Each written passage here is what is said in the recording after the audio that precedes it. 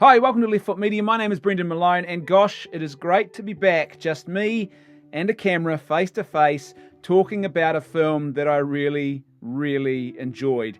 It's been a while, or it feels like it's been a while since I've done this, so man, it's good to be back. Now, I should start by warning you, just like you saw at the very beginning of this video, if you missed that bit, there are going to be a ton of spoilers in this video review of Zack Snyder's Justice League. So if you haven't seen the film and you don't want anything spoiled, then you're probably going to want to shut this off, head down pub with your mates, right, watch film, come back later and have a gander after you've seen the movie. Okay, so if you're still here, you've been warned, there are going to be spoilers, nothing is going to be held back in this episode. So if you don't want any of that, go away, watch the film, come back later. The other thing I need to let you know is that I'm going to be referring to notes during this episode, and the notes are in front of the camera, so if you see me looking down, there's a pad with notes in front of me, and I might sort of scroll through it from time to time. So that's what's going on there. First, let me say I really loved this film. I think it's phenomenal. I've watched the movie twice now, so gosh, that's almost 8 hours worth of viewing, and it actually just keeps getting better for me. The second time around, I enjoyed it even more than I did the first time around. I really loved this film. However, there were some negatives, so I want to talk about the negatives first. I want to start there, talk about the things that I thought were not positive about this particular film. Then I want to move on and talk about the little touches, the little flourishes that I enjoyed, and then leading into the positives, the big things that I think are really great about this. And then I want to finish up by talking about two things. The first thing I want to finish up by talking about is the runtime. A lot of people have talked about how long this film is, and I want to share my thoughts on that. And then finally, I want to give you my final summary and really ask the question that a lot of people now are starting to ask: is this better than Marvel's Endgame? And so that's where I want to end up. The Endgame is going to be talking about Endgame. Hey, look, I didn't promise there'd be no dad jokes.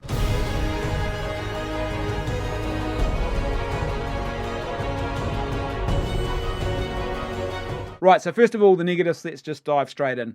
The dark side forgetting about Earth bit, that seems a little odd. The fact that Darkseid would find his way to this planet, which has the anti-life equation on it, this thing that is so fundamentally important to him as a character and is this all-powerful plot device that allows him to wield ultimate power, and he forgets about where that planet was. He loses sight of that. That didn't make sense because it wasn't properly explained. And what makes this kind of odd is the fact that it actually could have been fixed. It seems to me that there are simple little plot devices that could have been used here.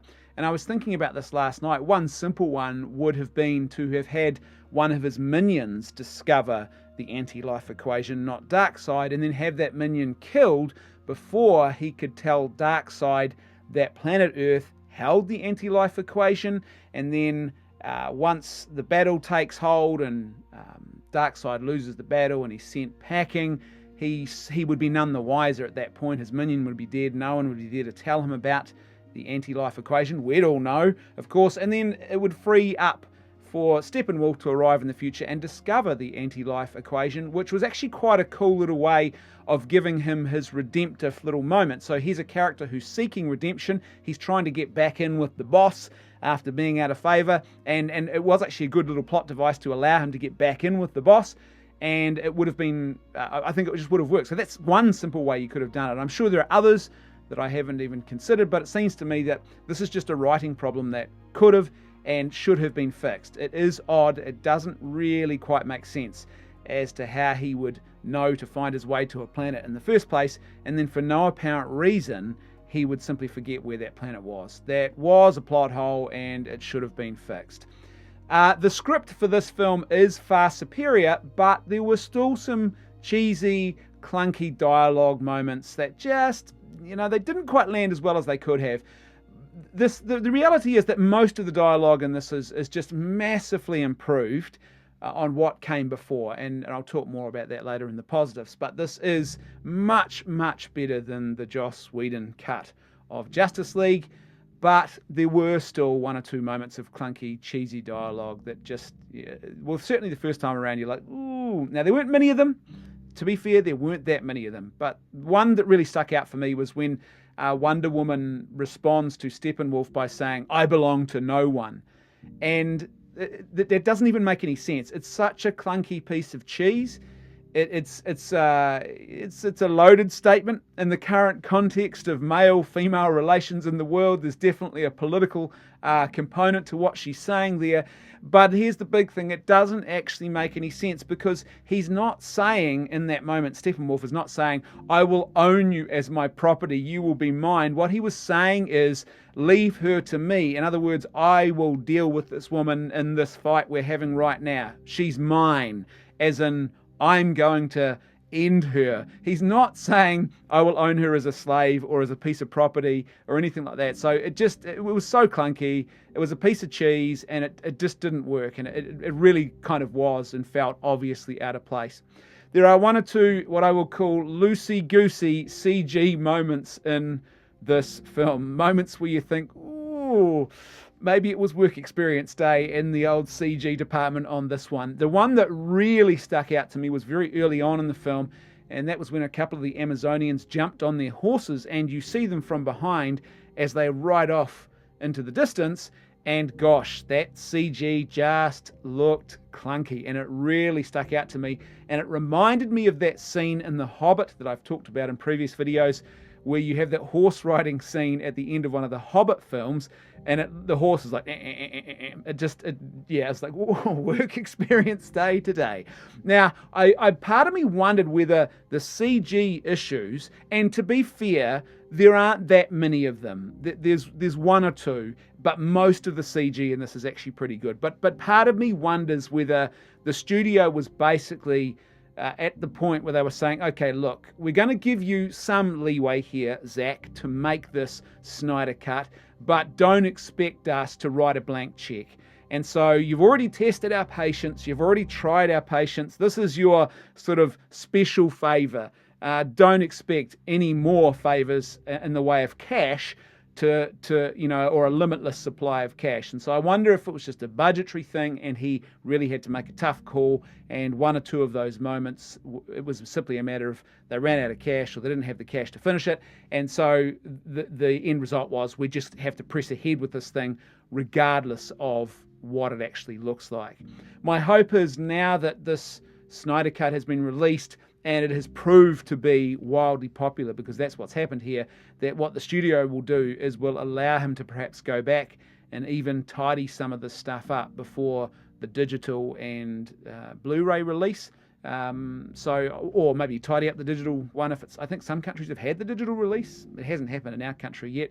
But, whenever those home theatre releases come, that maybe they might let him tidy some of that stuff up because it's proved so wildly popular. But there are one or two loosey-goosey moments of CG, and they did stick out. But as I said, overall, the CG is pretty good in this. So thankfully, it wasn't a CG nightmare fest where everything was a problem. It was just one or two little moments. Another thing that struck me as odd about this film, and which I put in the negative column, is at the beginning when Wonder Woman has her big debut moment and there's those terrorists, and she kills the terrorist leader with the big boom, the big blast. And what struck me as odd about that moment is not, some people have said, oh, she killed him. I don't really think that was particularly odd about it, because it didn't strike me as a particularly cruel thing to do in that situation. But what struck me as odd was the way in which she did it, and then she causes this massive explosive blast which rains debris, quite serious amounts of debris, down upon innocent people below. And I thought that was the odd bit. For some reason, that struck me as a negative, as a lack of forethought about really, would a character like Wonder Woman do that? Especially in the context of that scene where she spent so much time saving people from becoming collateral damage, from becoming the victims of this terrorist, and then all of a sudden she just lets her emotions, I guess, get the better of her, but it doesn't really seem like that's what's happened either. And she just does this thing that actually is completely unthinking and exposes a whole lot of people to probably a pretty awful death by having debris from a building rain down upon them. And I thought that was a negative, because it didn't seem to actually fit the character or the moment that was actually going on. And last but not least on my list of negatives about this film were the 4 F-bombs in this movie.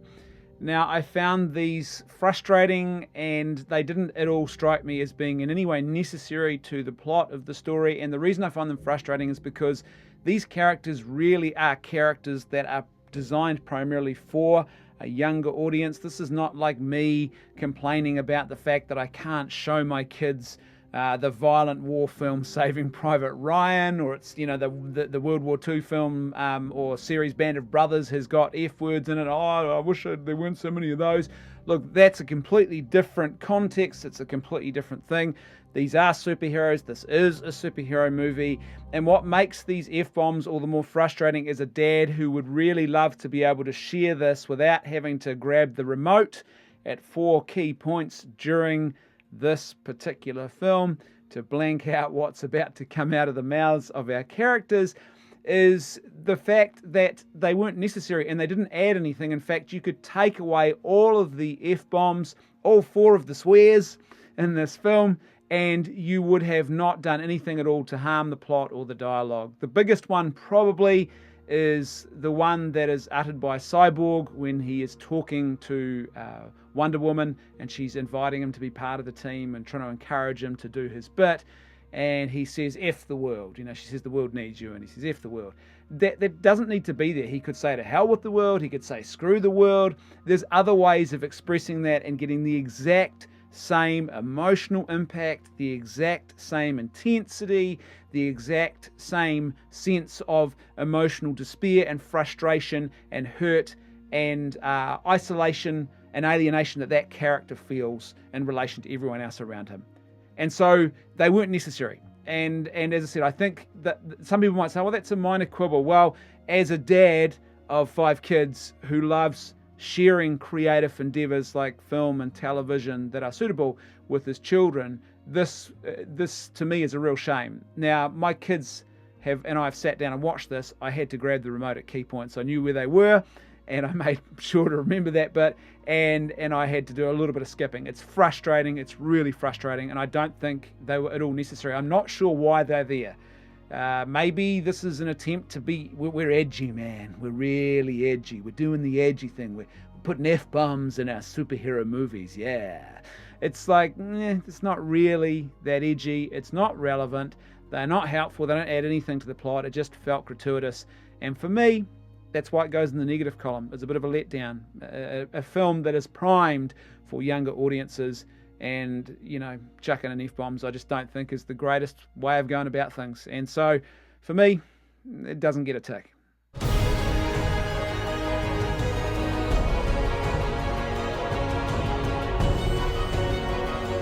Right, now that we've got most of the negatives out of the way, because there's one other little negative I want to bring up, and I want to bring it up when I start talking about the positives, because it's actually a counterpoint to one particular positive.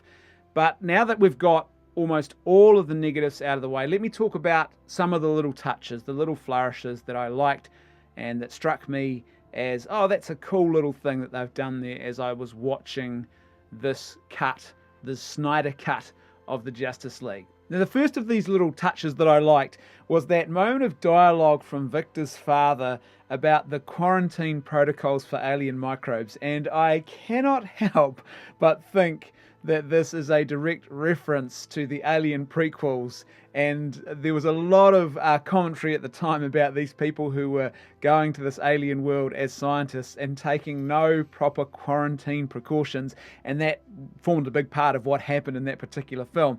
I thought that was a nice little touch. There's another one later on, which I wonder if it's actually a reference to the movie Interstellar, where Barry Allen, they're gathered around in a huddle at the end, talking about how they're going to bring about an end to Darkseid and Steppenwolf's plan.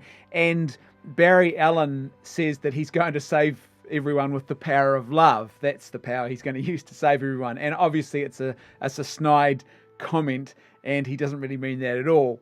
I wondered to myself at the time, is this a not so subtle reference to the movie Interstellar, which again was suffered from what I think is some very unfair commentary, actually. And I'm making a video about Interstellar, and I'm going to release that at some time in the coming weeks, where I think people have misunderstood and misconstrued Interstellar if they think that that was what it was, the simplistic, childish, love will save us. It's actually a lot more beautiful and profound than that. But I remember at the time that was a big deal, and so I wondered to myself if those little flourishes, I liked particularly the alien microbes one because it made sense that you would do that. But those little flourishes, I couldn't help but wonder if in actual fact they're a reference to other films. The other thing I really loved that was great was the Fubar moustache CG makeover was no longer the visual abomination that it was in the Joss Whedon cut of this film. Thank goodness that was not this awful dominating thing. It was just terrible. It was horrific. And man, I mean, you want to talk about bad CG, that was bad CG. I really love the fact that Alfred was drinking Talisker Scotch in that final act of the film.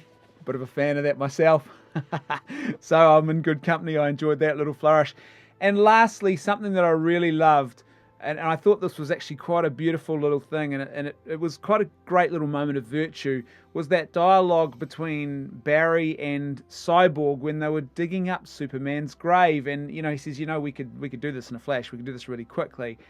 But they actually, there's this clear intentionality here.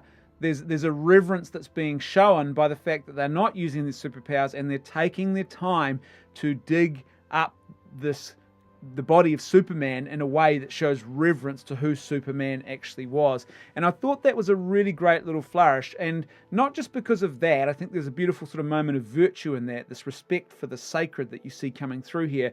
But also there's this sense of it's clarifying and referencing something else that we've seen already in this film, that obviously Barry Allen has these amazing superpowers of speed. He can do things really, really quickly. And then, of course, Cyborg, who we saw digging up that grave really quickly earlier on in the film. And so this was, I think it's a way of sort of saying, hey, don't panic, people, this is not a plot hole, but also acknowledging the fact that there's a reason why, a reverential reason why they might actually take their time. And I really loved that flourish. I thought it was a nice little touch.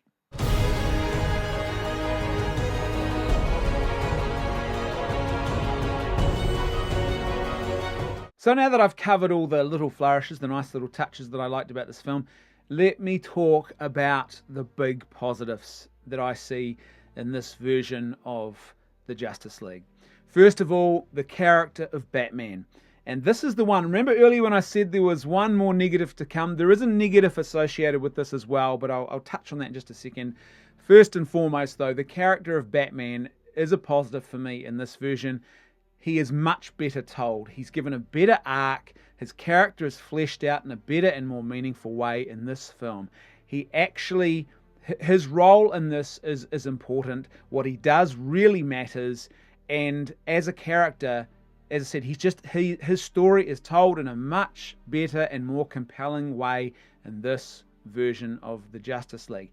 However, there is a negative here, and I think, again, it's a writing thing. There is one little moment, one little scene that I think is missing from this film, and I think Batman desperately needed a redemption moment with Superman, and for me it's a real shame that he didn't get it, and I'll tell you why. This is not just a pet peeve of mine, or here's on my wish list of how I wish things could be better.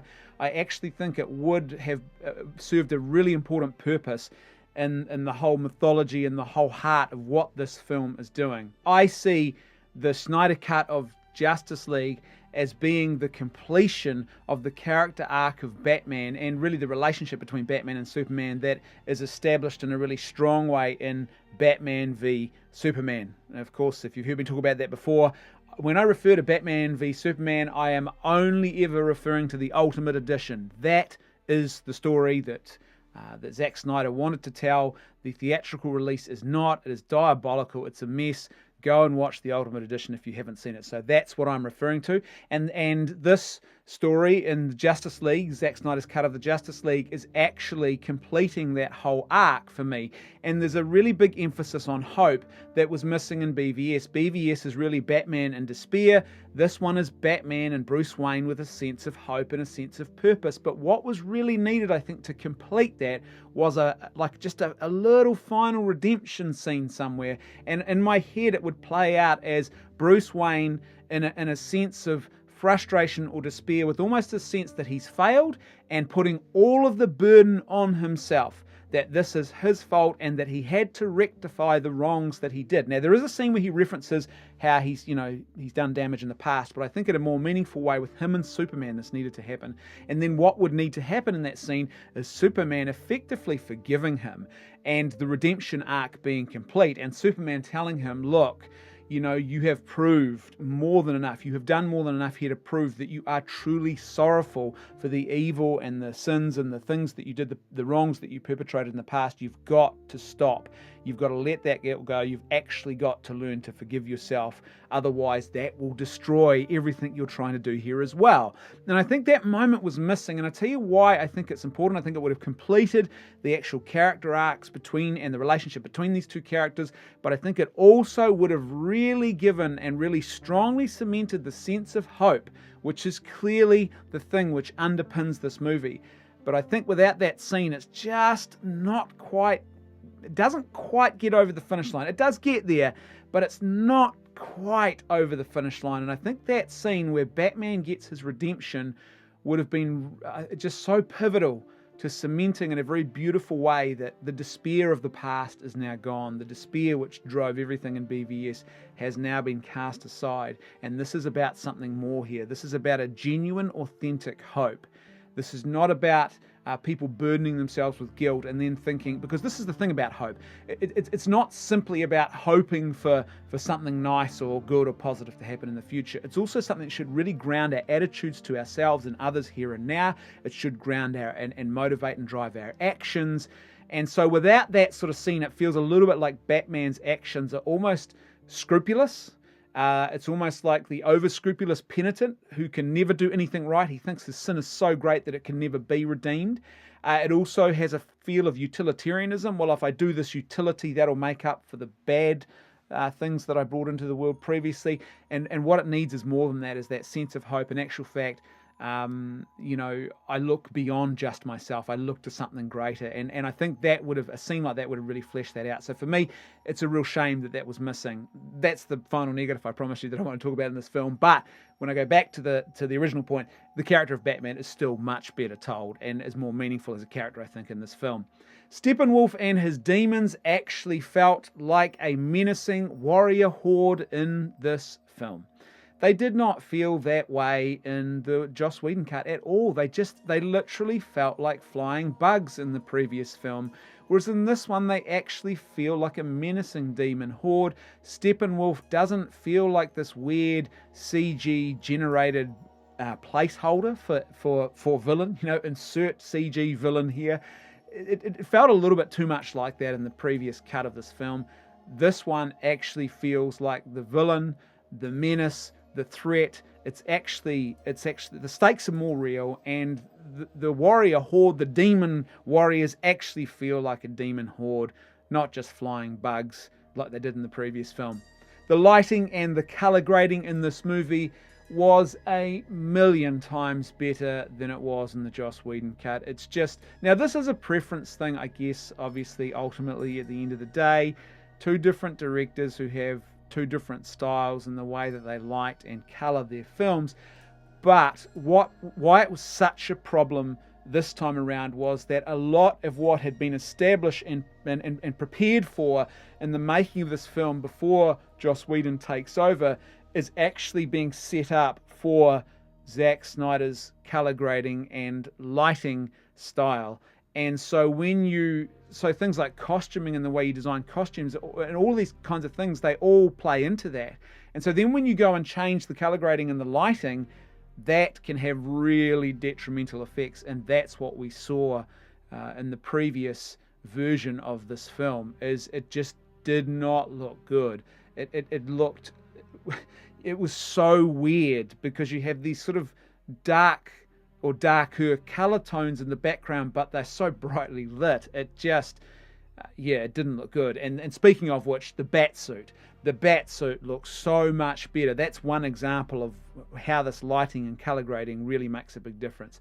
The Batsuit look far superior in this film, And you can see when you contrast the two, go back and look at the Batsuit in the previous film, it literally looks like a cosplayer costume at times. It doesn't look good at all. In fact, it looks terrible. But in this film, you don't have any of that. The Batsuit actually looks the way it's supposed to look, because the color grading and the lighting style that Joss Whedon uses is not present in this version of the film. Instead, it's the lighting and the color grading is actually working in conjunction with the costume in the way that Zack Snyder originally intended. I really love the fact that Cyborg and Barry Allen were properly fleshed out in this film. They actually felt like real characters. This wasn't just a matter of inserting a couple of, Team A and Team B, or, member A and member B of the new team. That they were actually characters. And in fact, the story hinges around Victor, around Cyborg, around Cyborg's story. It's his redemption arc. It's his suffering. It's his challenge that has to be overcome, and him embracing his new role and finding himself. And that's very much central to the story. And he's properly fleshed out as a character. He's given a proper backstory. So was Barry Allen. Much better and much more meaning and depth to those characters. They were used in a way that was so much better because time was taken to actually develop them, but not just develop them, but then also utilize them in the story as meaningful players here. I think of in particular the Flash. I think there's a really great example of this you see with the Flash, and I think he was used to near perfection in this film. He wasn't just an out of his depth comic relief type character, which is what he felt like in the Joss Whedon version. And by the way, I think that's one of the flaws with the character of Spider-Man in Endgame, is that he did feel more like a sort of out of his depth comic relief character, whereas the Flash is not treated that way in this film. He's not just the guy who says funny things and can move really fast. In actual fact, at the end of this film, he is the one who saves the world. His role, his powers, what he brings to this is so essential. Without it, the whole world dies, and the world ends and the villains win. And so we're introduced to him in this very sort of light-hearted manner, but in actual fact, by the end you realize that this is a character who has undergone a proper character arc, and he is meaningful in the story.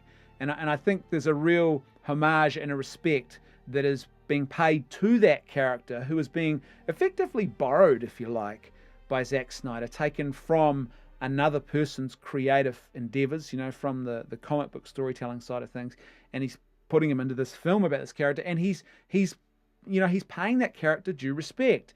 And there were a legion of fans around the world for decades who loved that character and really saw in him something that resonated with them. Whereas unlike the Joss Whedon film, this time around, he's actually giving that character a meaningful, pride of place in the story, which actually respects the creative endeavors of someone who's gone before him. He's not just taking him and using him as sort of filler in his particular creative endeavors in producing this film. And I think that was so much better. And I said both him and Cyborg, the fact that they have meaningful character development and proper character arcs, and they contribute, it changes the whole dynamic of this film and the story in a much, much better way. The other thing I think is really good about this film is that the dialogue is massively improved. I talked about before, there's a couple of moments of cheese and clunky dialogue, but overall, it's a massive improvement. It is literally like night and day, as is the tone of this film, by the way. As the dialogue changes and the way in which characters and what characters say, the lines of dialogue that they're delivering changes, so does the tone of the film. This film takes itself more seriously, and I think it really should. It's not a matter of whether it's your preference. I like more of a sardonic, witty type take on superhero films. Well, that's great. If that's your thing, then watch those films that have the sort of sardonic, witty take on serious matters. What you don't want to do is have a film like the Justice League cut made by Joss Whedon, whereby the original film is actually not set up for that tone. The original story, what's being constructed, is not being designed for that tone. And then all of a sudden you have that tone inserted into it by a new director who takes over. And that's where you have a clash, and that's where you have a problem.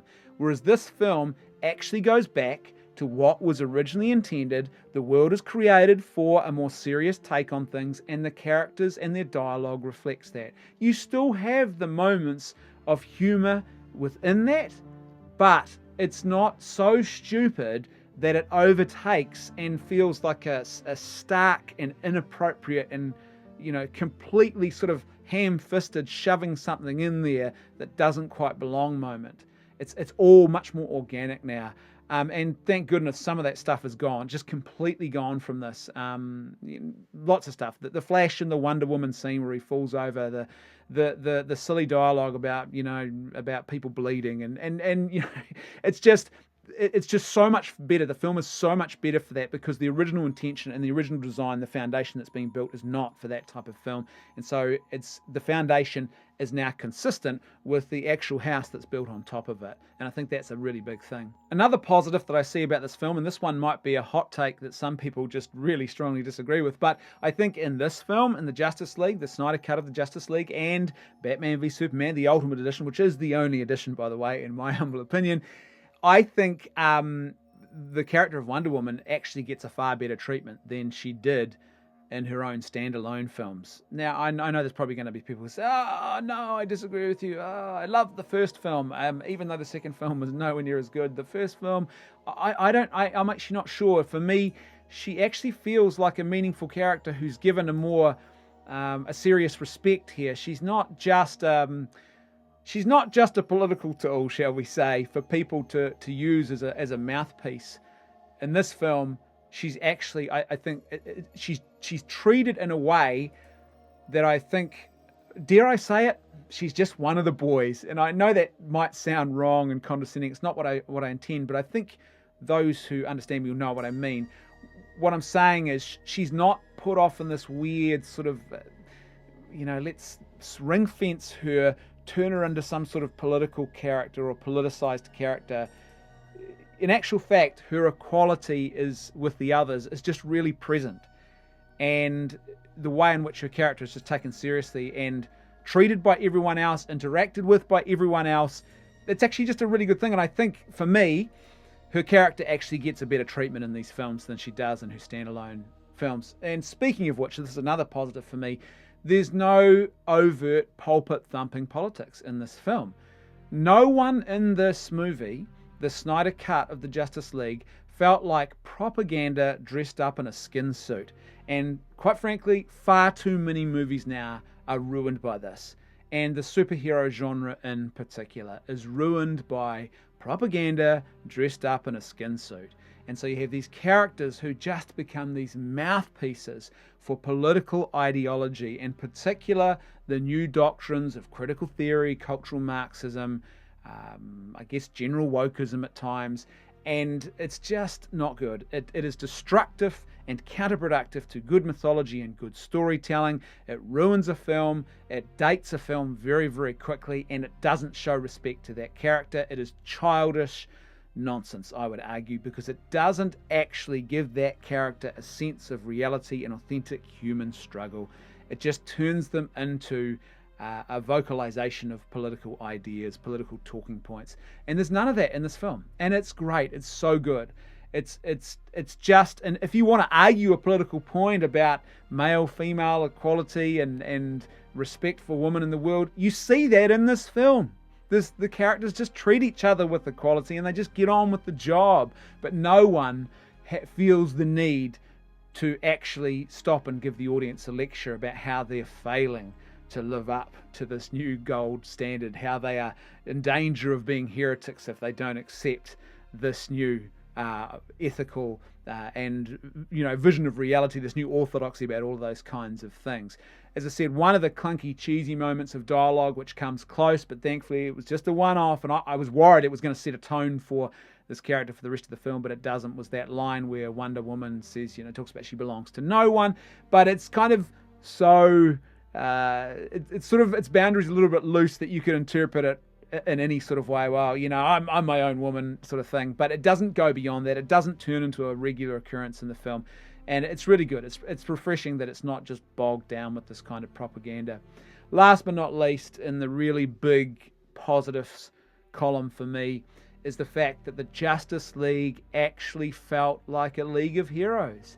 And it really felt earned in this movie. It felt like Bruce Wayne had to fight to bring this team together. And when they do finally come together, the arc is complete. It's meaningful and it's earned, and it's not childish and cheesy and far too quick. It's not Deus Ex Machina.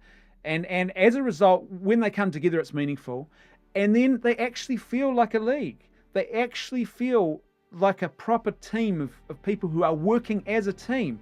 And you see this particularly in the final act, the final battle, where everyone is contributing something different and important to that fight.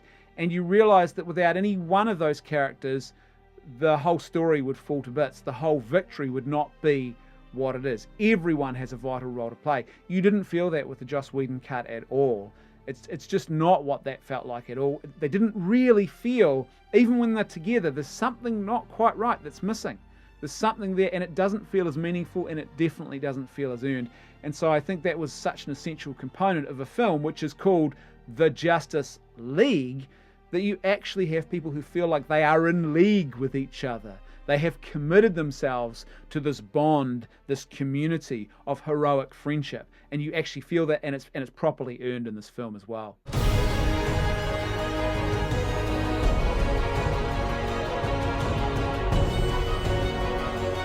Right, let's wrap this bad boy up.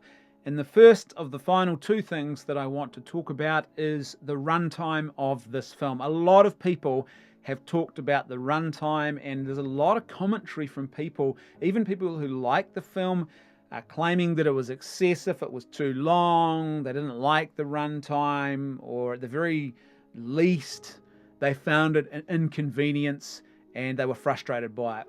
I'm totally fine with the runtime of this movie. I really don't understand this obsession with movie runtimes, as if somehow an artistic endeavor like a film, if it doesn't conform to a particular time frame, then somehow it's failing some artistic gold standard. That's nonsense. That's never been the case with filmmaking, and I don't see any reason to apply this completely arbitrary and subjective and what I would call a false standard to this film now. I think about something like Return of the King, the third and final Lord of the Rings movie. It's only about 25 minutes shy of the Justice League, the Zack Snyder Justice League. That's pretty close. Now, obviously, when you're sitting in a cinema for that long, 25 minutes, it's, that's possibly another toilet break. But, that's pretty close. That's not wildly out of proportion. And by the way, if you go back in the history of cinema, Gone with the Wind, it's almost the same runtime as Gone with the Wind. So this idea that somehow this is something weird or a weird aberration. I think it's a weird aberration in the sense that so much of filmmaking now works to this cinema or the studio formulaic way of doing things, and it's like, no, we make these things fit a particular runtime, and we have what is a popcorn to toilet break ratio that they apply or something. There's some mathematical formula, but it seems to me far too many films are actually ruined by this, because there's this formulaic approach that's taken, which you don't have with the Zack Snyder cut of the Justice League. I would much rather have, which is what you've got in this film, quality mythology and well-told stories than a short runtime.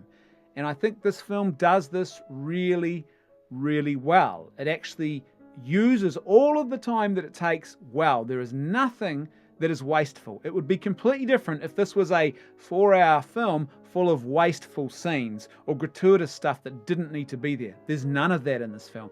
Everything that is there serves a purpose. It is actually about telling the story, about moving things forward, about developing characters, developing the stories, building the foundations which will later be paid off in the final act. Everything that is done is there, and it's done for a reason. There's nothing in this film that is gratuitous and it is wasting our time. If they did that, that would be obviously a problem. But it's just a longer runtime. I'm totally fine with that. As I said, I'd much rather have quality mythology and a well-told story like this that takes longer than something that's rushed with all of the studio interference. People have been talking about, well, should the backstories of characters like the Flash and Cyborg, should they have been their own standalone movies and then you could just bring the team together for this film? No, I don't think so at all. I think this film would have been weaker if those stories had been told separately. Secondly, this is something that I don't think Marvel is actually is a good thing about Marvel. Now, I know Marvel fans love those independent little standalone films. You know, the Doctor Strange movie, it introduces the character and gives them a whole film. But at the end of the day, I think those movies, if we're fair about it, and you don't have to be someone who, you know, is antagonistic or hateful towards Marvel, I dislike everything they do. But I think even a Marvel fan can see that those films, at the end of the day, they really are just filler films. That they're once the character's introduced, and that's not a huge part of the movie. In actual fact, they're sort of light Saturday afternoon, Sunday afternoon films. They're not as good and impactful as other films that Marvel have made. And so a lot of those films, they are just filler. They very quickly, once the character's introduced, there's not much more to do. And so a lot of what's around them is just padding to make it, you know, make the thing a whole film. Whereas what Zack Snyder did with the Justice League was he took a different approach. He says, okay, well, let's just add more time to the actual story we want to tell so we can properly introduce these characters. And by the way, none of their introductions felt overly burdensome or cumbersome or long. They were what they were. But they did the job really, really well. And in this film, you get exactly what you need. You get just enough information and you get enough essential backstory to actually properly introduce the character. You don't need to wait and waste time with a second film that's got a whole lot of filler on top of the introduction, which is the only essential bit there.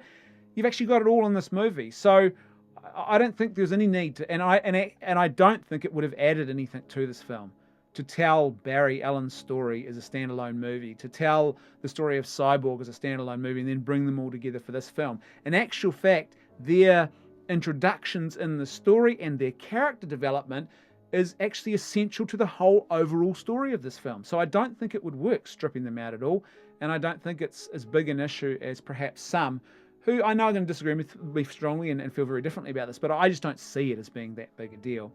And the other thing that I really love is I kind of like the option of intermission, by the way. There's a break, there's a deliberate break in this film, which is a perfect intermission, just before they start digging up the body of Superman. And I loved the fact that it felt that way. I mean, I watched this thing from woe to go. I didn't pause at that moment. But what it did was it reminded me of my childhood. When I was growing up and when I went to the cinema, there was always an intermission. It was quite an astounding moment in my history as a child when all of a sudden they stopped doing intermissions. That was kind of a big deal. And I remember it was always yep, that's the toilet break, that's the go and get more Jaffas and popcorn break. That's what that was for. It was a meaningful break, and then you got back into the film.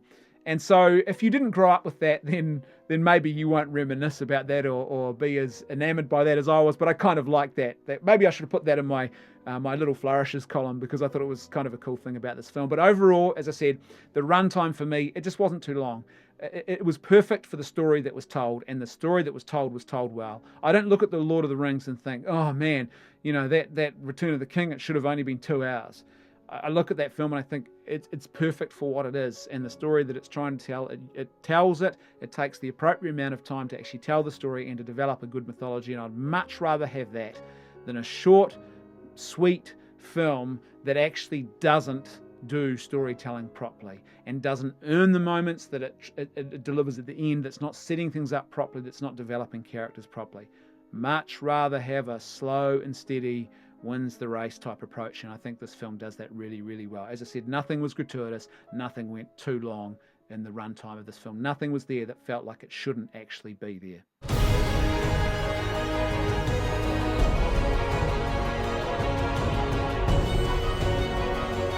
Now, before I answer the question that a lot of people have been asking, is this better than Endgame? Let me just give you my final summary and some thoughts about why I think this film matters. First of all, this film was 100 times better than the theatrical release of Justice League, what I'm calling the Whedon cut. This film is much, much better. It's actually a more meaningful, more coherent, more well-developed, and more well-presented artistically, so visually, story than what we actually saw previously. Storytelling is the thing that counts the most when it comes to filmmaking or good filmmaking. If you get that right, you got a good film, regardless of what else happens around it. If you get that wrong, it doesn't matter how flashy all the visuals are. If the storytelling's not good, then you just don't have a good film. And this film nailed the storytelling. It's not a paint by numbers formulaic affair. There's actually a meaningful story, and you see invested in the story is the heart of the creator. The person who created this film, actually you can see their passion and their love. It exudes from the pores of this film. As far as I'm concerned, this is the actual Justice League. Now, I know that the studio is saying, no, the Joss Whedon cut is the canon one. This is just sort of a nice little secondary extra that we've released for you to keep you happy, but it's not canon. Well, I don't, we've got that. That's the beauty of us as the watchers of and the viewers of this artistic endeavor, is we actually have the choice about what we will choose to accept as canon, regardless of what the studio might be telling us. And as far as I'm concerned, this is the actual Justice League. It's the story that Zack Snyder intended to and wanted to tell. It was the original intention. What Joss Whedon and the studio released in the theatrical cut was not. It was a bastardization of what was originally intended. So I think to treat it as the real story when clearly it was not, just to me, kind of defies reality. I think what Snyder did with this film is he presented some of the most iconic moments in DC and in comic book history in general in the most fitting way possible. And I think it was an appropriate pairing here, this particular story and Zack Snyder, because Zack Snyder is the king of visual iconography. Not everyone likes his style, I get that, and I don't enjoy every film. Not every film of his I've rated highly, but there's no doubting that he uses the cinematic medium to its greatest effect as a visual storytelling tool, and you see that on display here. And so it seems to me that even if you think back to Batman v Superman, again, the Ultimate Edition, which is the only edition, just like this is the real Justice League, there's that scene with the death of Batman's parents. I've said this previously, when that film came out, I thought that was the best cinematic presentation of that iconic comic book moment that I've ever seen in a film, and I still stand by that. And there's lots of other visual iconography that you see in this movie that is representative of some really important and big moments in DC and comic book history, these iconic moments, and they're given appropriate care and respect and spectacle that they really deserve in the cinematic form. And so I think it's a perfect pairing here. For me, this film really highlights why the DC universe should have been the Snyderverse. I think clearly he's the guy who had a vision for all of this, and it's really cemented with this film. I felt that way with Batman v Superman, but I think this film really cements it, and I think perhaps a lot more people now see that Zack Snyder actually had a vision for more than just Batman or more than just Superman. He actually had a vision for this universe, this DC universe, and I think the studio really should have considered and more carefully the fact that he was the right guy to actually give them what they wanted, and that it was not going to be the Marvel formula. This is different to Marvel, and that's actually a good thing. The Marvel fans are critical of that. I'm not. Not everything has to be like Marvel. And the way in which Snyder went about creating and crafting his DC filmmaking, I think is actually representative of the model that could have been used and really should have been employed here. I think it also proves why creative freedom matters and how detrimental studio interference can be. Now, we all know stories in the past about films where studio interference has done damage to the filmmaker's original vision, but it's not actually that common to be able to see an actual comparison, or certainly not anymore, side by side. We often hear about things that could have been or should have been, but it's not often now that you actually get a situation where a studio allows you to contrast the two by putting out both versions and showing you both versions, and to such fanfare in such a big way that it actually creates spectacle around this new version that allows you and really brings into stark contrast the two different versions. And so, this really is quite a powerful object lesson in just how detrimental studio interference, or how a loss of creative freedom, or in this case, obviously you have through tragedy, another filmmaker takes over, but just how much the original creative vision really matters, and allowing people to fulfill that really matters. I think the reality was that even if Zack Snyder had carried on with this film, I don't think he would have been allowed to release this version that we've just seen now. Because I look back to Batman v Superman, and it's clear that the Ultimate Edition is the story that he wanted to tell. And what did the studio do? They butchered it, and they took out so much of what was essential to that story to release a more formulaic, or release a film to a formula around time, that in actual fact they butchered the story. And there's no way that I can see after they did that with Batman v Superman that they were ever going to let him put out a 4-hour movie after that.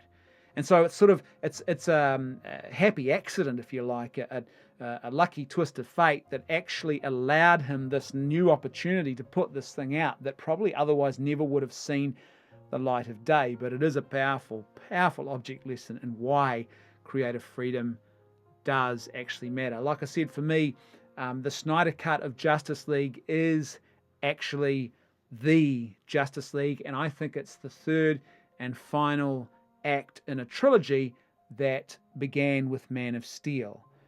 To me, it's the completion of that trilogy. It starts with Man of Steel. This is really a Superman trilogy in my way of looking at this. It starts with Man of Steel. Then you have Batman v Superman, which introduces some of these other characters, and obviously Batman plays a big role in that, and then Wonder Woman comes into the fray as well. But what it's doing is it's that second act that effectively ends on the climactic note. It is the Empire Strikes Back moment, and then we come back for the third and final act, which is this film here.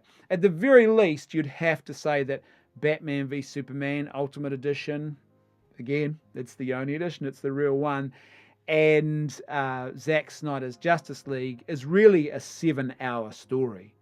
If you watch those films close together, not necessarily back to back, I don't know if you've got 7 hours to spare, but if you watch one on Tuesday night and the next one on Wednesday night, then what you'll see very clearly is there is a continuation and a development and a pulling together of story threads that are all tied and interwoven through those two films in particular.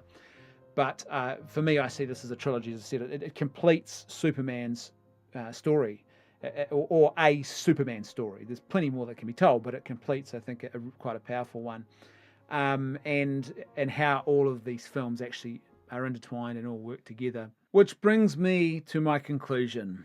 To wrap things up with, let's answer the $1 million question that people are now starting to ask. Is this Zack Snyder's Justice League, is it better than Endgame? And for me, the answer is, drum roll please, yes, it is. And probably fans of my channel are going to say, well, no surprise there. This guy's some sort of blind DC addict. If you've watched my channel long enough, you'll know the story about how much of a Batman fanatic I am. When I was in high school, in my 5th form school art portfolio, you have to put together a portfolio of art for the whole year, and I chose as my central theme, I chose Batman as the central theme of that. Yeah, I'm a DC fan. I make no bones about that, but I think I can probably park that for a moment, and I'll give you the reasons why I think this is actually better than Endgame. First of all, in this film, it feels to me like the character arcs and the pivotal moments of the Justice League, they're more meaningful, it seems to me, in this film than they were in Endgame. At times, maybe it's just because it's a film that's trying to do too much. Some things aren't quite as earned as they should be. Nothing in this film feels unearned. Nothing in Zack Snyder's Justice League feels unearned or like a major contrivance in this movie. I think of something like what happened in Endgame with the death of Black Widow and that whole sacrifice for the Soul Stone. That felt like a contrivance. It didn't feel consistent with the story, and it didn't quite, for me, it was odd. It was oddly jarring with what is actually a pretty good film. It's not a bad film at all. But there's nothing like that in this movie. No one in this particular film, Zack Snyder's Justice League, feels like their character has suddenly been reduced to absurd comic relief, like the character of Thor.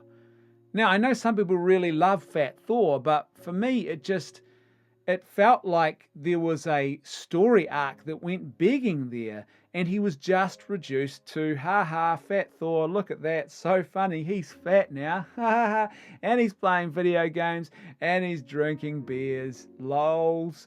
And it just felt like this character who had been built up and had been given such a meaningful role in the story up until that point, all of a sudden is just reduced to little more than comic relief. And by the way, that's okay, but I think, as I said, there was a story arc that went begging, because it felt to me, and what I thought was going to happen was he was going to actually come back. There was going to be a moment where he moved from being the dejected and despairing character who had thrown away all that was good and true to one who was going to actually embrace it in a much more powerful and meaningful way. And it felt like that kind of went begging. He just stayed on as the fat comic relief. It was a bit of a shame for me. There's no hitting you over the head with politics in this film. And so overall for me, I think I have to give the win to Zack Snyder's Justice League. There's just, for me, the key thing really is about the meaningful, well-developed characters and a story that just all comes together in such a perfect kind of way. Nothing feels superfluous in this at all. Now you might be sitting there and thinking, whoa, Trigger, back the train up a little bit there, fella. Have you forgotten about that plot hole with Darkseid and the fact that he forgot about where planet Earth was? I mean, you can't have forgotten it because you mentioned it earlier in this video. No, I haven't forgotten about it, but that is no worse than the atrocious concept of Thanos wiping out half the universe to end overpopulation. Remember, that was his whole goal. The planets, the universe, the world as we know it has become too overpopulated, so I'm going to wipe out half of all living things, and that will fix that problem. That is a terrible plot contrivance because it won't actually fix the problem that he's trying to fix. Even if you buy into the overpopulation stuff and you say, well, let's just eliminate half of all living things, guess what? Those living things are going to carry on breeding after you've eliminated half of them. They're not just going to stay down here once you've wiped out half of everything. They will continue to reproduce and reproduce and reproduce until you're back, and very quickly back, by the way, in the whole scheme of things, to where you started from. But remember, Thanos did his thing, destroyed the gauntlet, and so therefore there's no way of reversing it from that point. And that whole plot contrivance would not actually work. So what you would actually say is that both writing mistakes would cancel each other out. And then we're back to reevaluating these two films, Endgame versus the Justice League, Zack Snyder's Justice League, based on other things and other merits or missteps. And I would say that overall then, in that case, I think Zack Snyder's Justice League wins that battle. At the end of the day, please don't shoot me, don't unsubscribe, don't rage comment at me. Look, if you're a Marvel fan, that's great. I'm a DC fan, and you might have a completely different view. That's all cool. At the end of the day, these are just films about comic book characters. The fate of the world, unlike the plots of these films, the fate of the world does not hang on our particular views or opinions about them. I just have a sense and a way of looking at things which leads me to believe that in actual fact this film is better than Endgame. But I'm sure you've probably got arguments, so feel free to chuck them in the comments section below that would completely disagree with that. What I would love to see from here is I would really love DC to actually give Snyder the keys to the kingdom, so to speak. I think it would be, I think he's really proved that he actually is capable, he has the skills, and he has, more importantly, he has the vision to do this well. But there is a caveat that I think really matters here. You need an appropriate level of creative accountability. I think part of that is recognizing that the DC universe is not the Marvel universe. They're very different. And so don't try and imitate Marvel. Don't just say, well, they've got a formula, let's steal their formula and apply it to our characters. Instead, I think what you need to have is more of a creative and sort of pioneering spirit about filmmaking, where you say, well, okay, we've got different characters, let's try a different path, and it's okay that we track a different course with our characters. They've chosen to go that way, let's do this, and let's actually chart our own course and use our characters in a creative way. Perhaps it takes a few risks, but I think there does need to be some creative accountability in the midst of all of that. So yes, while I would like to see Zack Snyder be given the keys to the kingdom, a lesson I think that we all should have learnt with the George Lucas prequel situation is that you definitely need creative accountability at the same time as an appropriate level of creative freedom. So you harness and you rein in the excess and you unleash all that is good. And so I think if DC did that and they put Zack Snyder at the helm on something like that, I think there's some real potential here to do something that artistically and filmically would be something really memorable in the history of cinema and would actually, would matter in a really, really big way. At the end of the day, though, as I said, I really love this film. I highly recommend it. If the stars to be given out, I give it 5 out of 5. I give it 6 out of 5. It is a great film. If you haven't seen it, it is well worth the time. Yes, you have to actually settle in for that ride. Make sure you're comfortable because it is a longer ride than probably what we're normally used to from modern cinema.